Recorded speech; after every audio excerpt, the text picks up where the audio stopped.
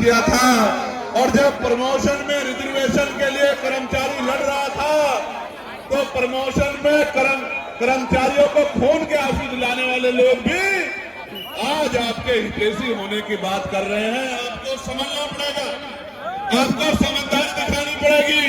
अगर आपने दो दुश्मन में फर्क नहीं महसूस किया तो दोस्त दुश्मन दोस्त बन के कब आपकी पीठ में छुरा घोल देगा आपको पता भी नहीं लगेगा। एक तरफ हम लोग हैं जो कब्सार के परिवार को नहीं जानते, जो सोनू कश्यप के परिवार को नहीं जानते, जो कौशाम्बी की अपनी पाल बहन के परिवार को नहीं जानते, दिसंबर प्रजापति के परिवार को नहीं जानते, आकाश पूजा के परिवार को नहीं जानते, पहलवान बेटियों के कभी घर नहीं गए, लेकिन जब उनके ऊपर अन्याय की कोई भी लाठी पड़ती है, उनके ऊपर जुल्म होता है तो जान की बाजी लगा के उनके लिए लड़ने के लिए जाते हैं।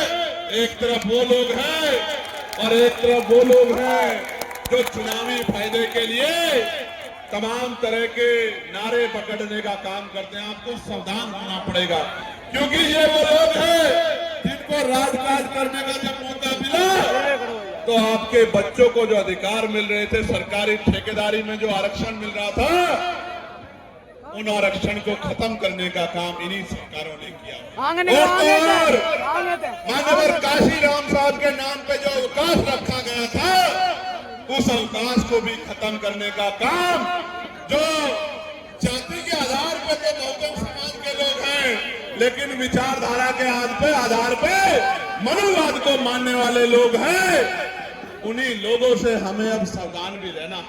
प्यारे साथियों, आपके सामने है किस तरह लोकतंत्र की हत्या की जा रही है।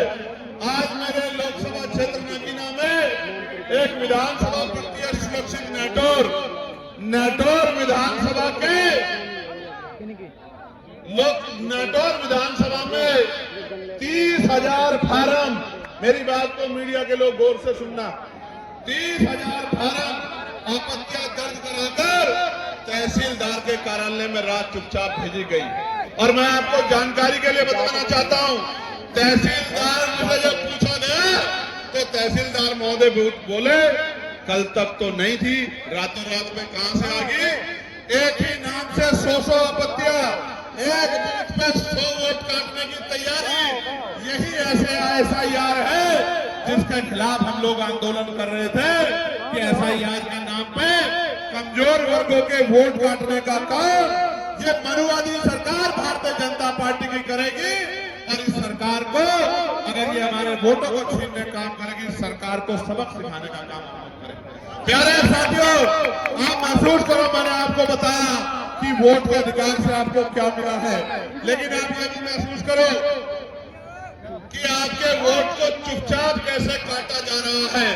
जिस व्यक्ति के नाम से आपत्ति दर्ज की गई, आपको जानकर अचरज होगा कि जब उस व्यक्ति को बुलाया गया तो उसने कहा कि भाई मैंने तो कोई आपत्ति नहीं दर्ज कराई, मैंने तो कोई फार्म ही नहीं भरा, मेरे साइन भी नकली है, मेरी पासबुक से मिलवा लो, मेरे और डॉक्यूमेंट से मिलवा लो, मेरे आधार कार्ड से मिलवा लो, मेरे साइन ही नहीं है।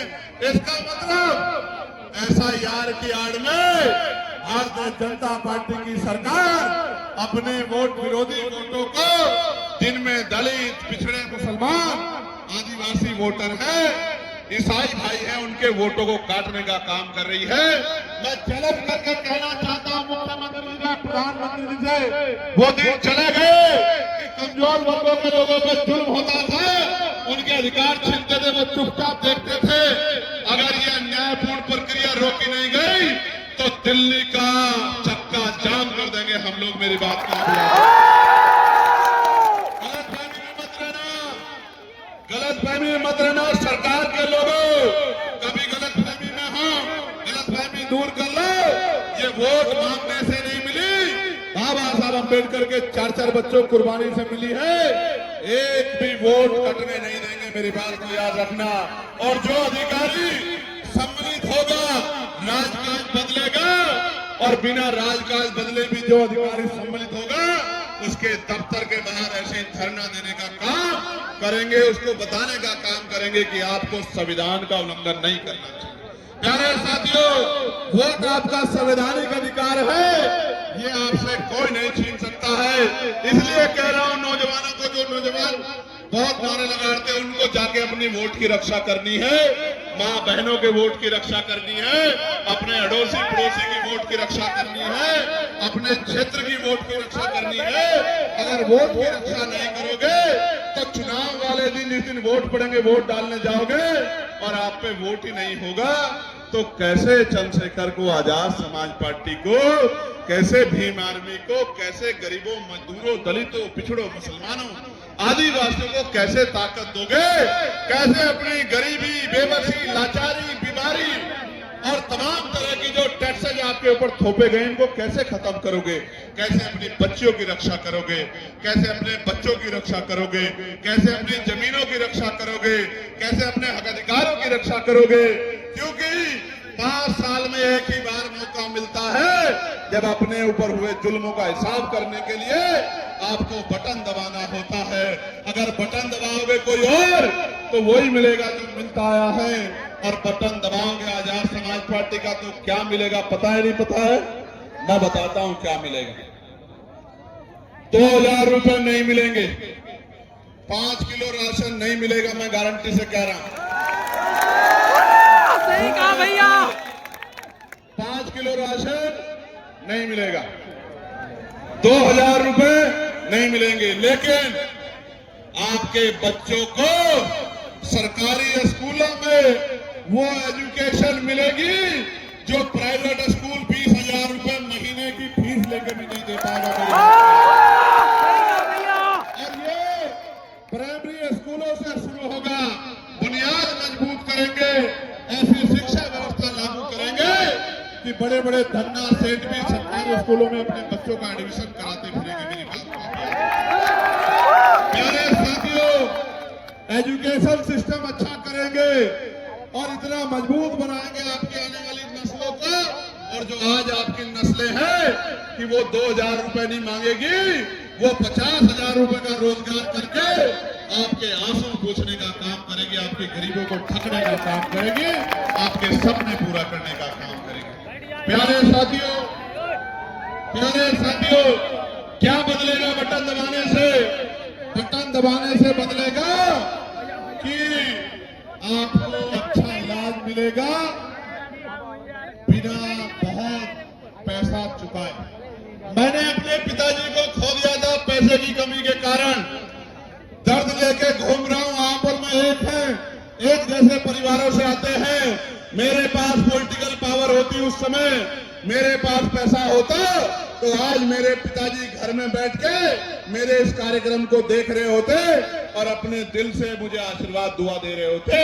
लेकिन इस बड़े सिस्टम में, इस लूटमारी में एक बेटे से उनके हीरो को, उनके पिता को छीन लिया। उसी दिन हमने तय किया था कि जब राजकाज बनेगा, ऐसा हेल्थ सिस्टम लागू करेंगे, बड़ी से बड़ी बीमारियां, तमाम टेस्ट, तमाम रिपोर्टें, तमाम इलाज इतने कम पैसे में होगा कि किसी गरीब को अपनी जमीन गिरवी नहीं रखनी पड़ेगी।